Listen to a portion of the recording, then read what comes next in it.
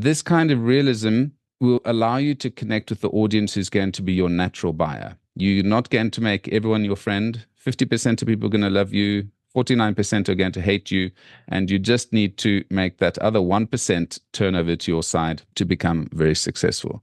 So I think building your personal brand, being able to go on podcasts like this, for example, putting things out on LinkedIn, showing the real side of your organization and why you came into being is probably one of the most important ways that you can stand out in the market. And again, that takes time. That's not an overnight activity. And that's where consistency really separates the good from the bad brands. Welcome to Playing with Perspective, the suspended animation podcast, where we hear real stories from real people and we tackle all sorts of fun topics in the areas of business, marketing, entrepreneurship, mindset, the arts, and, well, life itself. It's amazing what you'll pick up. Thanks for joining us.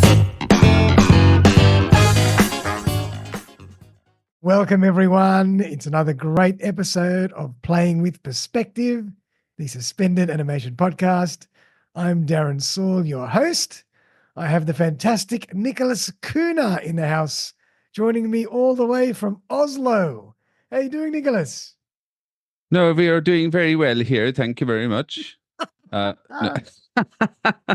Well, as my amazing Oslo accent gave it away, I'm not originally from this place, but yeah, it's all good here in Oslo.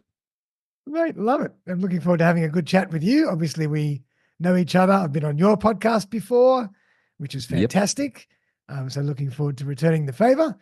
For everyone out there today, we're going to be chatting all about digital marketing in the age of TikTok, how to build your brand in a tough and oversaturated world. And it is getting crazier and crazier. There's more content out there every day. It almost feels like we're just getting lost in this sea of stuff. So it's going to be really interesting to chat about how we can break through and stand out in that market. I'm just going to give everybody a quick little interlude before we kick off. If anybody's interested in learning how to podcast or even extracting more leverage from your podcast episodes as a guest, I've set up a 7-day podcast launch challenge for free where you get loads of great information every single day for 7 days. So I'll put the links in the show notes and you can join those as well. But let's get into the show. For everyone who doesn't know Nicholas, he's a digitally obsessed educator, globally recognized brand authority, and host of the From Startup to Wunderbrand podcast. Love that. He has experience working in some of the toughest markets around the world. He has headed up marketing for Comedy Central and MTV in Africa, as well as worked for global agencies, and is founder of brand agency Wunderbrand, an emerging marketing branding agency. And I got that right the second time, and that's good. You did. Well done. Yes.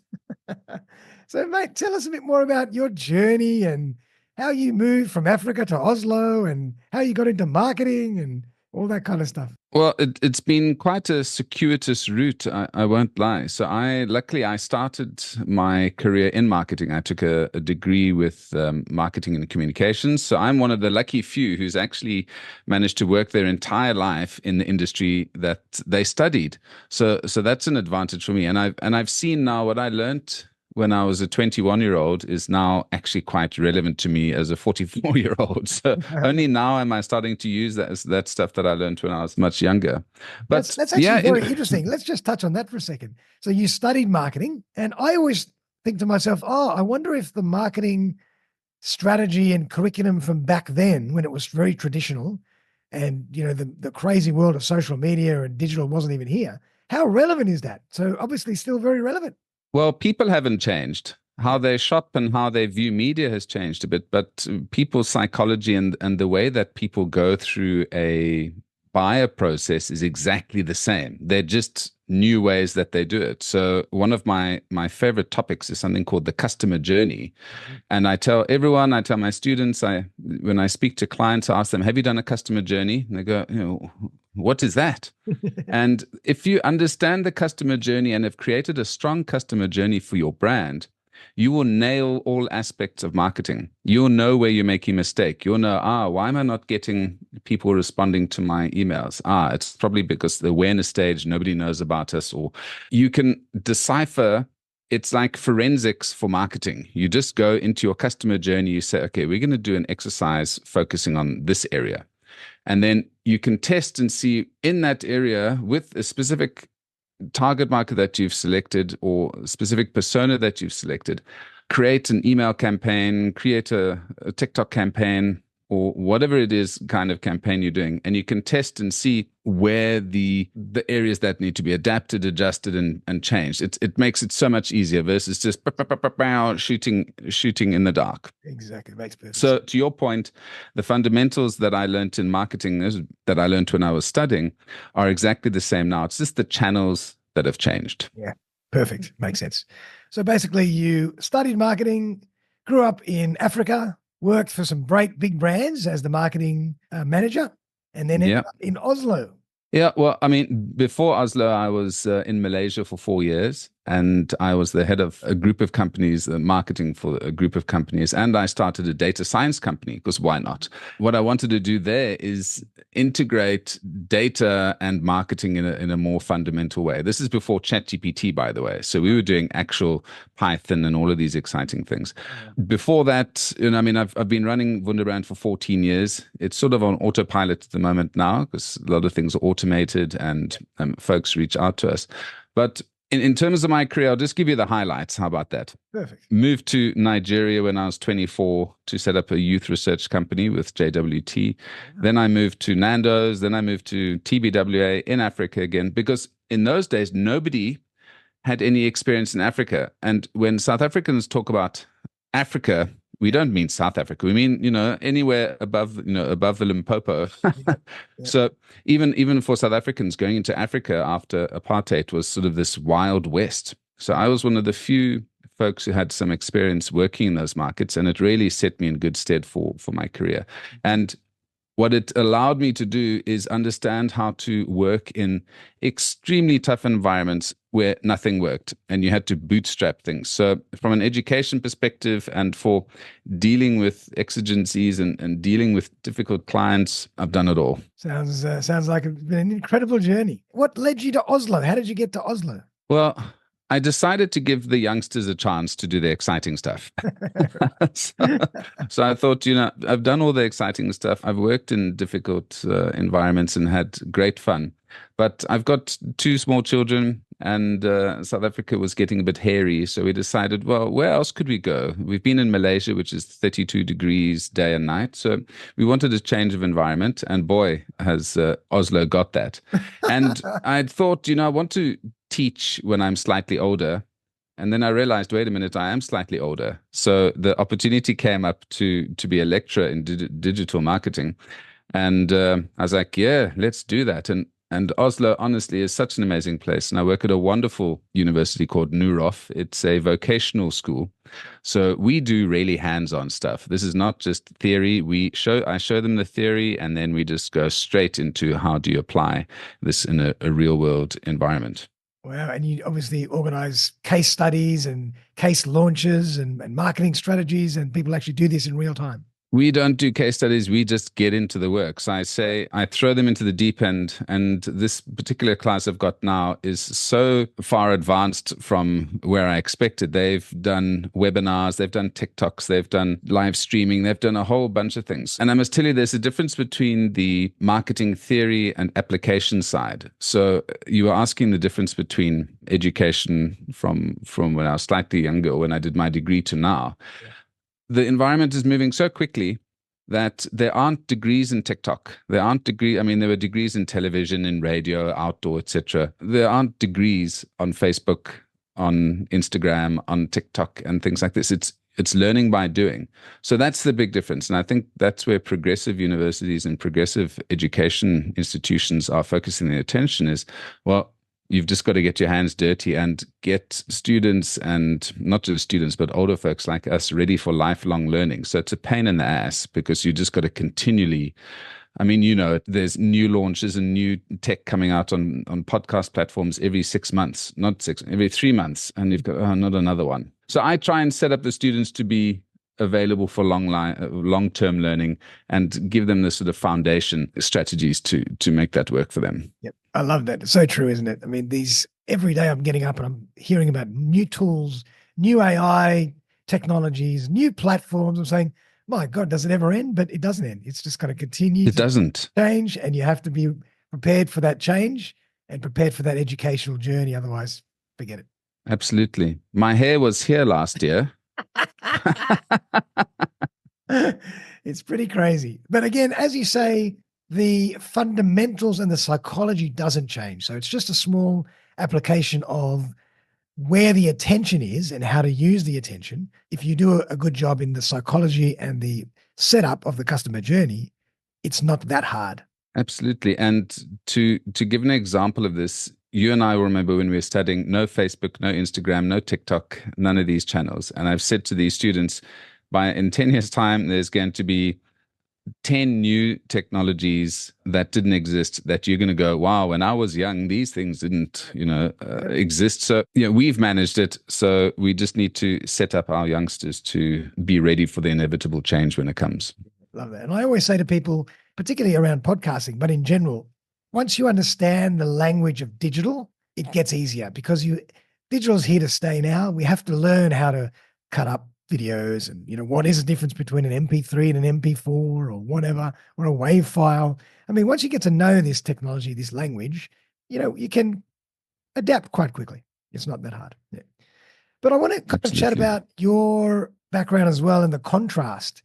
What's been some of the differences that you've recognized between working and marketing in Africa versus marketing in Oslo? I was thinking about this before we got into the call, and the reason it took me so long to get to Europe or Scandinavia is I thought, what on earth value could I bring to Europe? These guys are smart. These guys have got all the technology. All of these cool things are coming out of Europe, but they are so organized. They are so technologically advanced. Everything works. Nothing, when you call somebody, they pick up the phone and, things are done when you ask them to be done.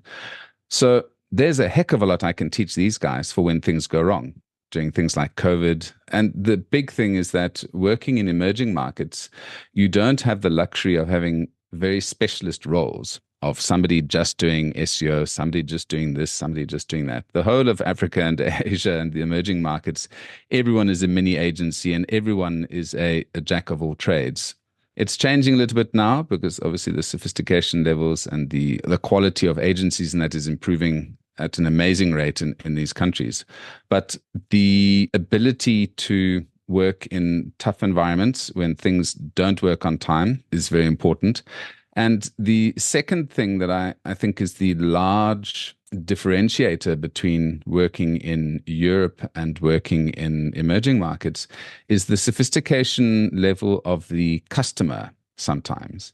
So when I explain to a Norwegian marketing director or business owner and I say, we're going to take a reference from Munch and we're going to take a reference from Mies van der Rohe and we're going to take these references and we're going to blend them together and it's talking about XYZ. They will kind of get it because they've done art at school, they've got university, they've got museums, they've got all of these nice artsy cultural things. Whereas in a lot of places in Africa and in Asia, that's a luxury item.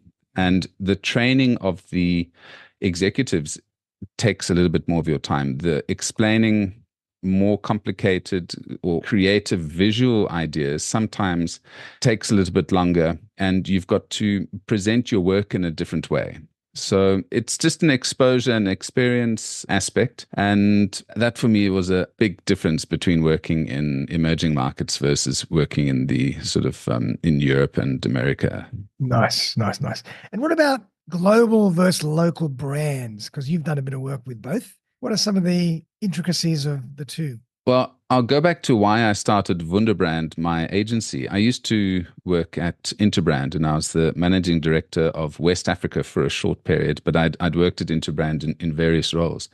And we used to get quite a lot of local, smaller brands come to us because they'd see Interbrand, they'd see the work we'd done and say, we'd like to do some work with you. But Interbrand is an international, the biggest brand agency, the best brand agency.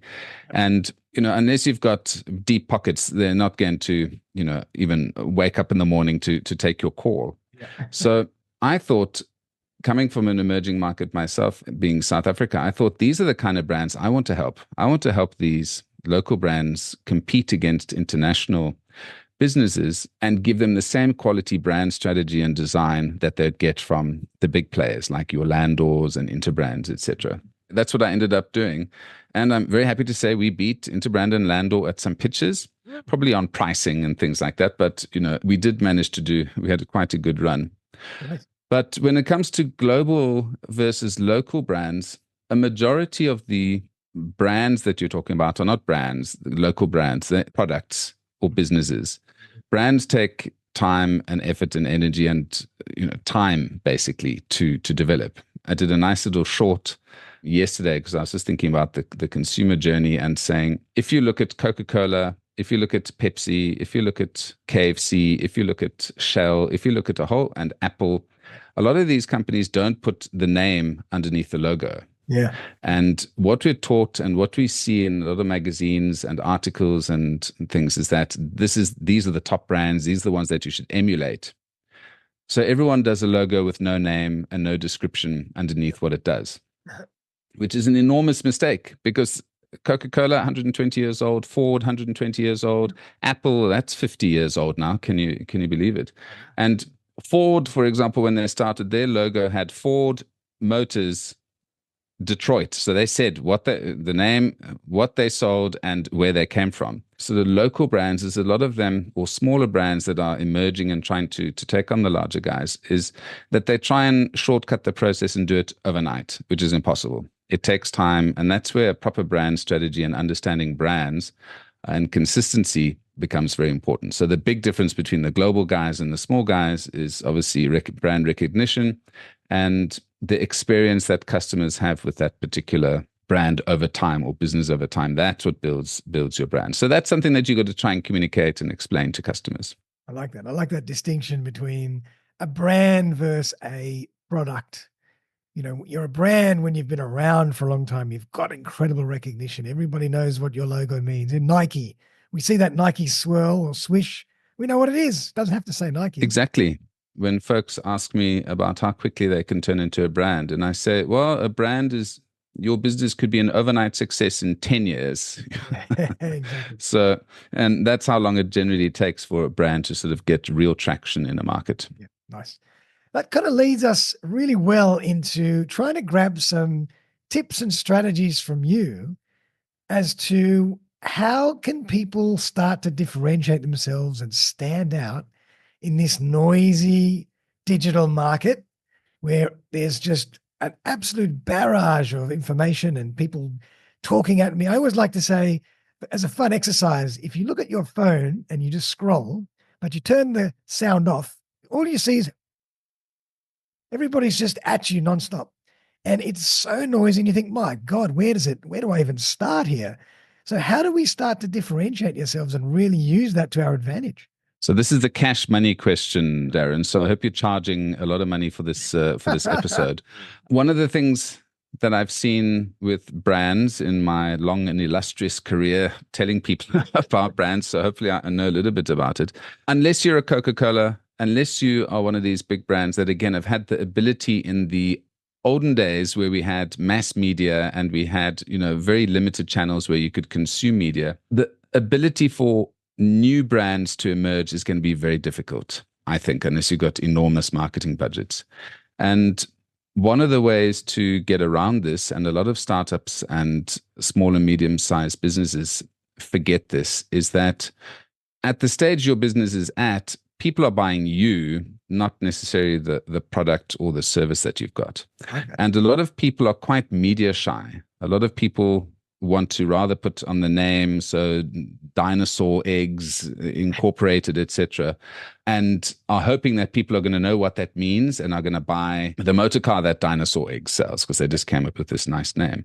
People buy from people, and especially in this era where everything is behind bots and screens and AI, etc., People yearn for that personal touch. People want to know your story. The reason people pay a fortune for Damien Hirst's artwork and for Picasso artwork and for whoever these artists are is not because of the square of canvas they've created or boiled, leopards or, frozen mastodons that Damien Hirst has done. They are buying into your backstory. They are more interested in the person sometimes than the actual product and offering. Because let's be very honest, when it comes to products now, everything is exactly the same with a slightly different bit of packaging. So I love HubSpot, but if you go to Salesforce or you go to other platforms, they're exactly the same. The back end looks the same, acts the same, because it has to be because that's what people expect. When it comes to your own business, the only way you're going to stand out is as a founder or as a leadership team, putting yourselves out there, not necessarily airing all your dirty laundry, but show them the workings of your business, show the people who work there, show them how sustainability works in your organization by showing where you source your products, some of the mistakes that are happening behind the scenes. This kind of realism will allow you to connect with the audience who's going to be your natural buyer. You're not going to make everyone your friend. 50% of people are going to love you. 49% are going to hate you, and you just need to make that other 1% turn over to your side to become very successful. So I think building your personal brand, being able to go on podcasts like this, for example, putting things out on LinkedIn, showing the real side of your organization and why you came into being is probably one of the most important ways that you can stand out in the market. And again, that takes time. That's not an overnight activity. And that's where consistency really separates the good from the bad brands. Yeah. And I think that's absolutely brilliant and spot on. And what I always recognize is I'm fascinated by the world and the new industry of coaching. Coaching is one of the biggest, fastest growing industries in the world. And there are coaches for everything. And there are so many of them. And a lot of them are doing extremely well. Like we're talking millions and hundreds of millions of dollars a year. So what are people buying? They're buying the person. They're buying the personality, the backstory. They're buying that origin story. And that's why they say when you start talking about your brand and your product, you really have to have that origin story so people can buy into where you've come from if it's relevant and resonating with where they've come from or where they're at. I think that's so fascinating because that's the only thing that really makes a difference. We're all doing the same thing. We're all coaching. We're all selling the same products. It's the person and the story that makes the difference. Yeah, and that's where all these coaches and, podcasts like yourself come in useful, because extracting the juice out of your story and putting it into a compelling way is very difficult. And a lot of people don't believe in themselves, or they think, oh, I'm not special. But everyone has something in their background. It doesn't matter if you've grown up with a silver spoon in your wherever it is, or have grown up in a favela somewhere. Everyone has got some kind of story that will resonate with somebody else. So it's important to talk about it and practice your story as well. Yeah, that's a really good point. You have to articulate your story in a way that lands, because you've only got a very short window of opportunity to make it land. So you can't ramble on and waffle on. You've got to nail it. It's got to be succinct. And if people understand it, they say, great, I want to learn more. Yep. And you've got to practice that story over and over and over. It's not just a one-time make it up as you go along. You've got to write your story down and practice it. Yeah, you can't just say, hold on, let me just get my story. Oh, there it is. Perfect. Now, Nicholas, I'd love to chat more about your brand, Wunderbrand. Tell us more about what you do and how that all works. So as I mentioned, Wunderbrand started as an emerging market brand agency. It was to help find some of the cool brands or businesses that had opportunities in emerging markets and give them the branding support that they need to take them to a local, national, international level. So that was the aim. So a wonderful aim. And obviously, as soon as you try and do this, you realize, well, wait a minute, there's a reason nobody's going after emerging market brands. There's no money. But that wasn't necessarily the case. There were some fantastic brands that we worked on. But if you know anything about the brand agency business, I think I've outlasted about 80% of the brand agencies out there. So we've been going for 14 years this year. And half the companies that I worked for in branding have gone. Half the companies that I looked up to, gone. So it's changed because of new technology, et cetera, et cetera. But there's still a need for it. And obviously big brands and companies that take brands seriously still go to the professionals. They don't just go to Canva and to YouTube. Yeah. But what we really sort of specialize in is sustainability communications. One of the reasons for this is obviously one of our largest clients. That's what we do for them. So we've got a lot of competence in that space. But I'd also gotten slightly tired of creating new packaging for a chocolate or an ice cream or doing another high net worth individual banking account, which it just got to a stage where these things are all looking the same and you're not brave enough to do something else. So we've got to look somewhere else. And at least on the sustainability side, we're doing some cool work. We know we're making an impact, but we still do lots of packaging design. We still do come up with new brands. And one of my favorite things is brand names. So I work a lot on naming strategies. And we operate on a very lean model. Most of our team is in South Africa, but we've just opened here in Norway as well. Right. We were open in Nigeria and Malaysia, but we've shut those down. But we operate all over the place. Some entrepreneurs start because they've got a great idea. Some people start because they see a gap in the market. I have to be honest, I started mine for revenge because my ex-boss and I couldn't stand each other. And I thought, well, I'm just going to do this better than you guys. Eventually I did, and they closed down. So you're very happy about that. Well done. So it's not the inspiring story about I saw this gap in the market and I was, wanted to say there was no. I was like, bugger those guys. I'm going to purely emotional, and it worked. There you go. There's more than one way to skin a cat. And what is sustainability communication? What does that mean? So it's a type of stakeholder communication. So we do things like sustainability reporting. So at the end of the year, when companies are talking about how many dolphins they've saved and how many how many trees they've planted, etc., part of it is creating reports. So it's basically the new version of annual reports. Okay. The other aspect is coming up with ideas to engage with various communities. So I put together the sustainability strategy with the sustainability team and say, this is best practice globally.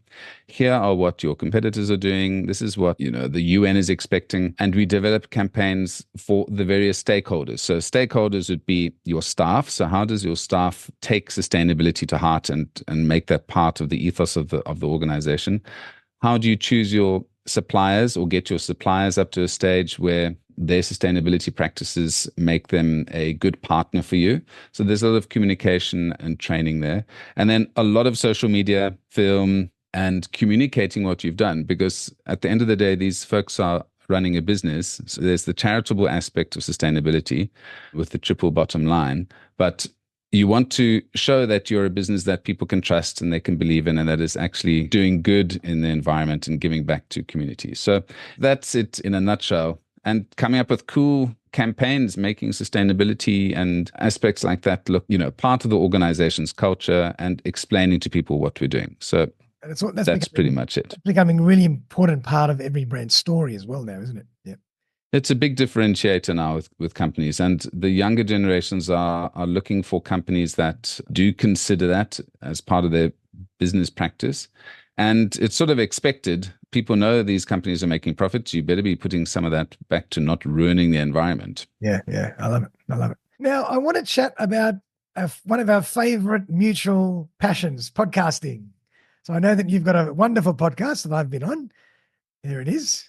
And I must say, you've got a great voice and sound, as well as a very, very good-looking face. So you don't have only a voice for radio, but you've got a great sound, and your audio is fantastic. So well done. Well, it's taken some iteration to get here. I must tell you, the first episode to this is miles apart. Yeah, tell me about it. I had my first episode in the courtyard of a cafe outdoors with just my phone on the table, and it was terrible.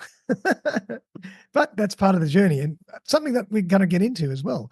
Tell us a bit more about your show, but also why you think podcasting is such a powerful medium. So obviously I make a fortune out of my podcast, as all other podcasters do. On a similar sort of band to Joe Rogan. This is not a money-making gig, as you know. I got into podcasting because I'd done radio and TV before. My mother always said I had a great face for radio, so that's why I went into podcasting and not into broadcasting.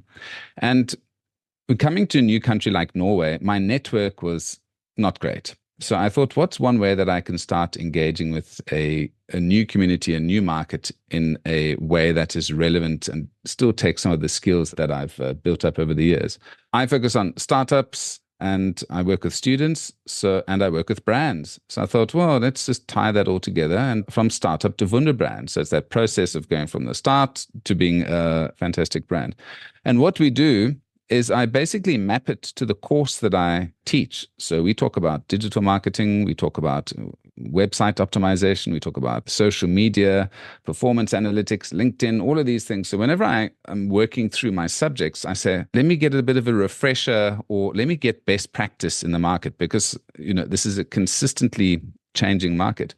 So I talk to literally the best marketing brains and entrepreneurs in the world on the podcast on a subject that my students are studying. So it's a bit selfish. I make sure I try and do it before a class. I've done that particular class, or afterwards, that they can use it as a refresher.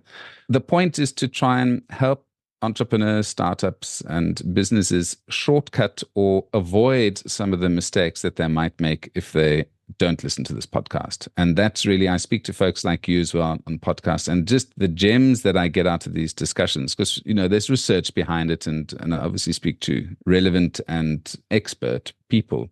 So yeah, that's who we speak to. And it's just, if you want to know about how to write a book and how to launch it electronically, or how to update your Google business page, we talk about that, and best practice by people who actually do it for a living. So it's been great fun. I will probably get to my 100th episode by October. I think I've recorded about 100 now. So I hit that. But it's been a journey, because it's not easy. It's not cheap.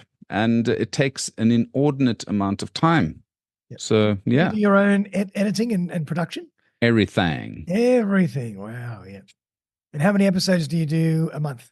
So I try and do 2 to 3 a week. I have lots of automations, and I've got fantastic platforms like Riverside and Descript, and I've got a new one which I'm using called Captions, I think, which does sort of AI, finds very nice sections of videos and then makes shorts out of that. So, and I use ChatGPT like a boss. So I've created my own templates and that, which I just feed into ChatGPT, and it churns out a whole bunch of relevant content for me that I've sort of tweaked over months. So it's really good.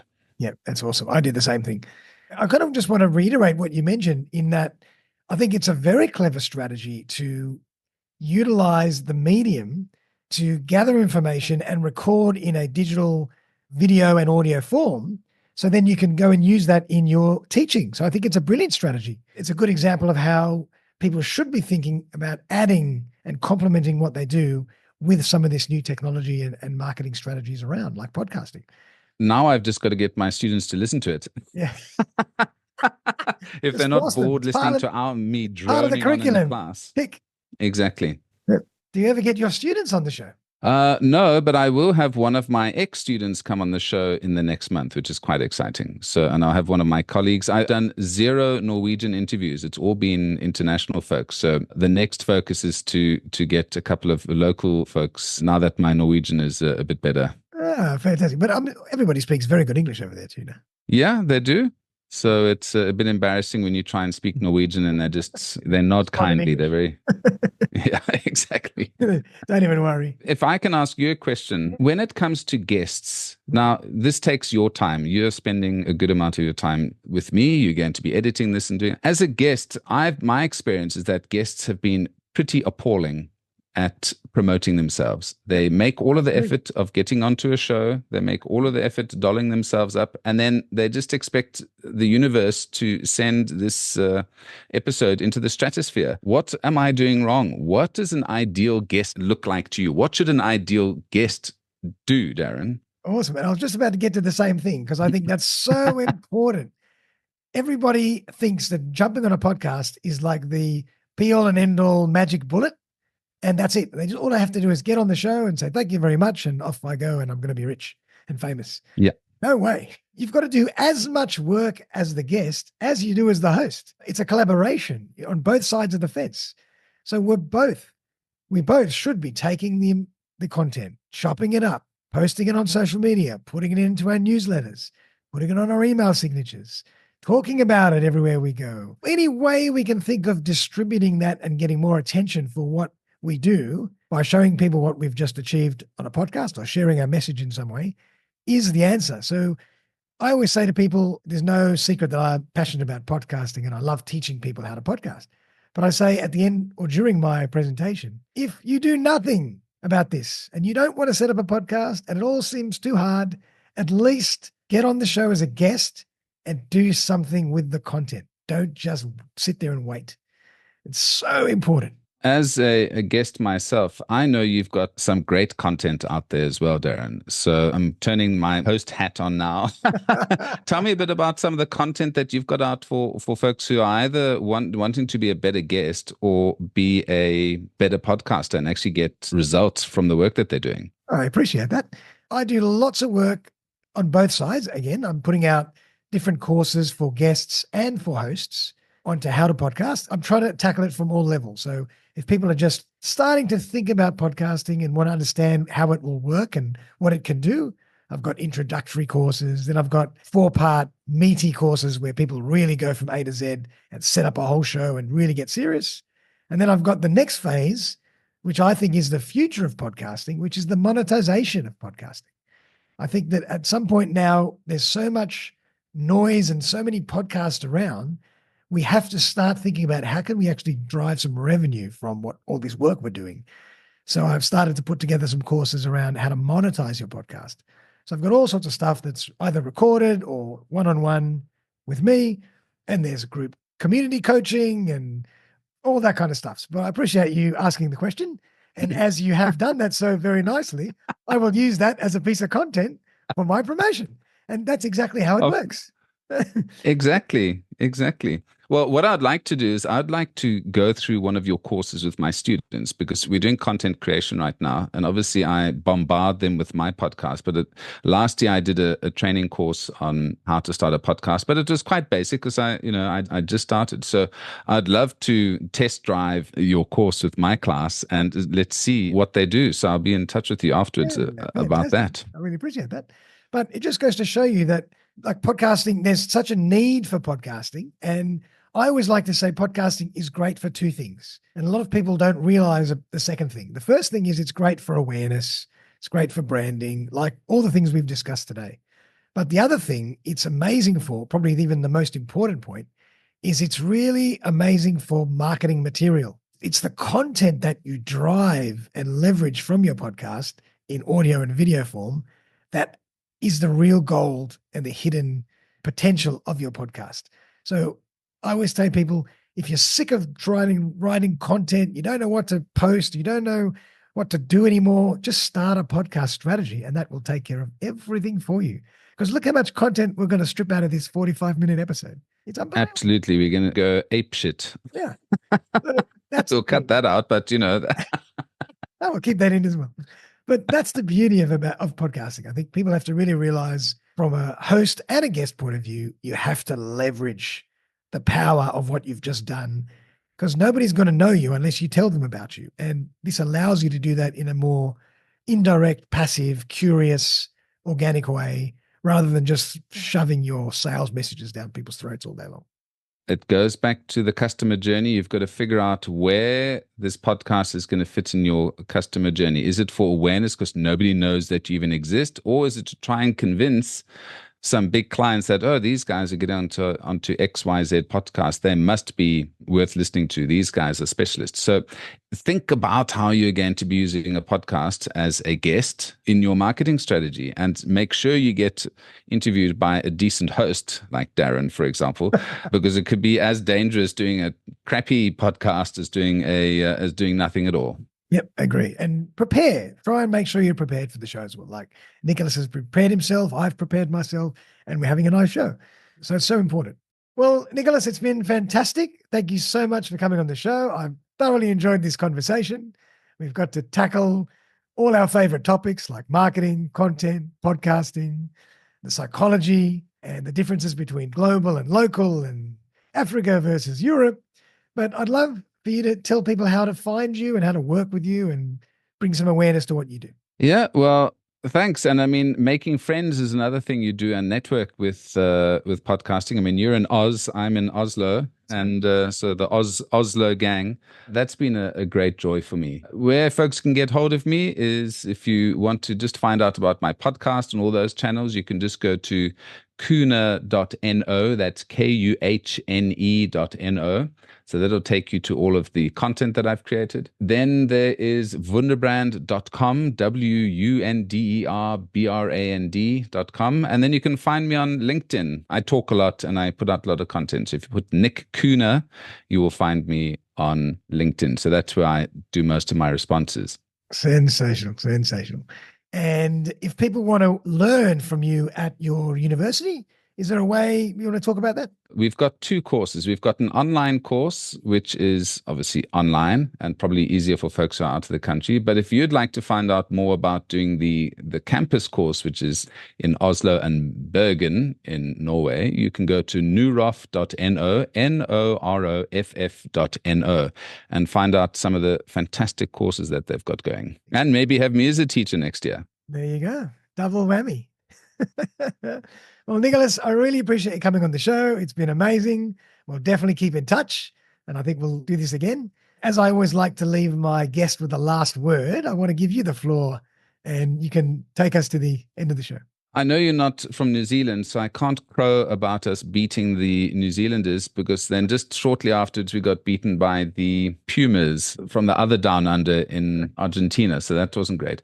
But I think I would encourage folks, if you're going to start a podcast, make sure you read the manual first. And the right manual would be chatting to Darren, because it will shortcut all of these mistakes that I and Darren have made in the beginning of our career. So do it. Just do that little bit of reading with the professionals before you start, and it will save you hours, if not months, of gray hair. And you might be able to keep your hair longer than me. Again, it started here a year ago. It's now receded. So go to Darren. I appreciate that. And just to give you a bit of love as well is stick with it. Nicholas is just about to do his 100th episode. That's huge feat. Most people start a podcast and after 5 or 10, they say, I'm not getting anywhere. Forget it. Too hard. I couldn't be bothered doing all the editing. You've got to stick with it. If you stick with it, results will come. It's about consistency. It's about patience. And you've got to stick to this for the long term. It's a long-term strategy. Absolutely. Yeah.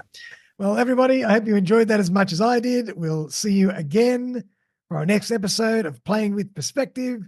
Nicholas, thank you for coming on the show all the way from Oslo, and we'll definitely be in touch again. Everybody, enjoy, and we'll see you next time. Thanks again for joining me for another episode of Playing with Perspective, the Suspended Animation podcast. If you would like to join me as a guest on the show, I would be delighted to collaborate. Just reach out via www.suspendedanimation.com.au. Also, remember to click on the link in the show notes for loads of great podcasting resources, webinars, courses, and opportunities to help you on your podcast journey. Many of them free. Have a great day, and I'll see you next time.